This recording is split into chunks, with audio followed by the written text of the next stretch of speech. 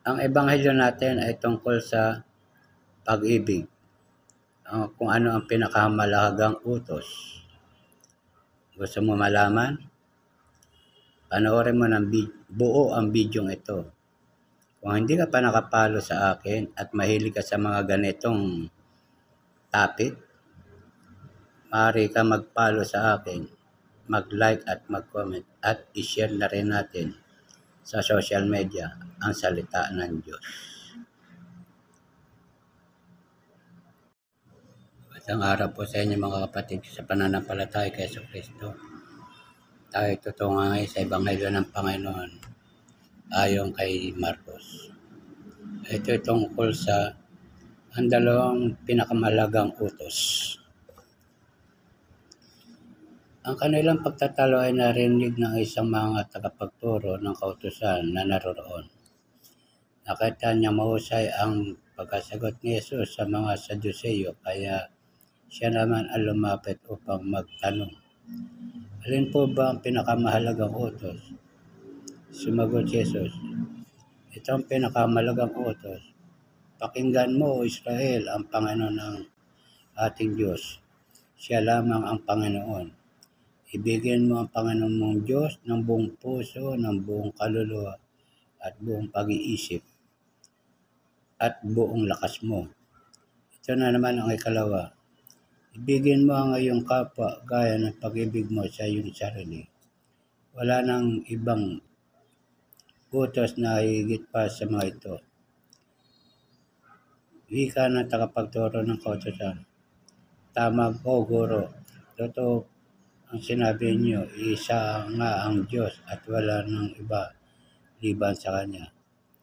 At higit na malaga ang umibig sa kapwa, sa Kanya, ang buong puso, buong pag-iisip at buong lakas. At ang umibig sa kapwa ay gaya ng pag-ibig sa sarili. Kaysa mo magdala ng lahat ng mga handog na susunugin at iba pang mga alay. Nakita ni Jesus na maganda ang sagot nito, kaya't sinabi niya, hindi ka nalalayo sa kaharian ng Diyos. At wala nun ay wala nang nangas na magtanong kay Jesus. Ang salita ng Diyos. Ang ebanghelyo natin ay natutukoy sa mga tungkol sa pagmamahal, pag-ibig sa Diyos at pag-ibig sa kapwa.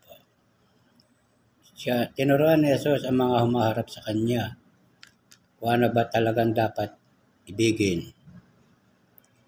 Kaya may mga estudyante na humarap sa Kanya na gusto siyang kausapin ng tungkol sa mga bagay na Kanyang ginagawa. Subalit meron siyang lumapit sa Kanya at tinanong kung ano talaga ang pinakamahalagang utos.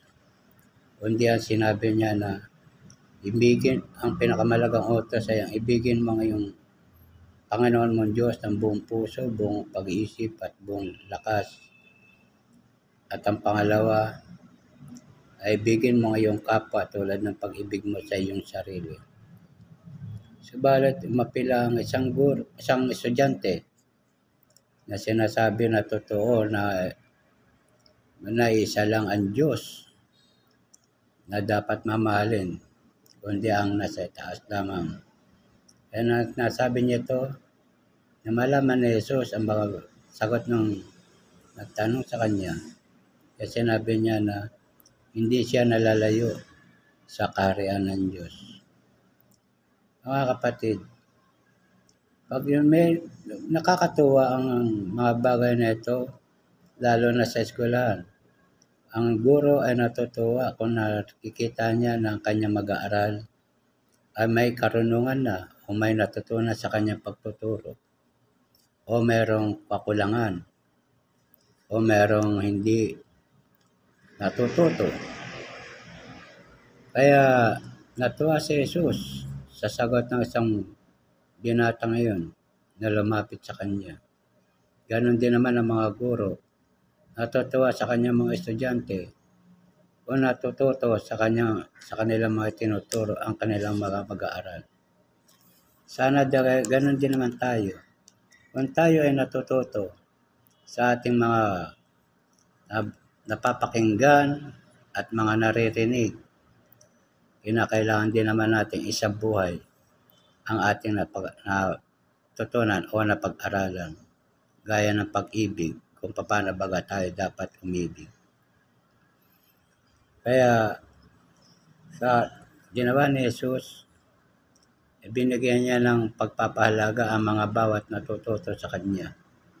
Kaya tayo dapat ding matuto kung paano tayo dapat umibig at magmahal. Hindi lamang sa ating sarili, kundi pati na rin sa ating kapwa na dapat nating mahalin. Ang Panginoon Diyos at ang ating kapwa ang siyang dapat nating minamahal. Kung nagustuhan mo ang video ito, maaari kang mag-like at mag-comment. I-share mo rin naman sa iba ang salita ng Diyos at gawin natin viral sa social media. God bless po.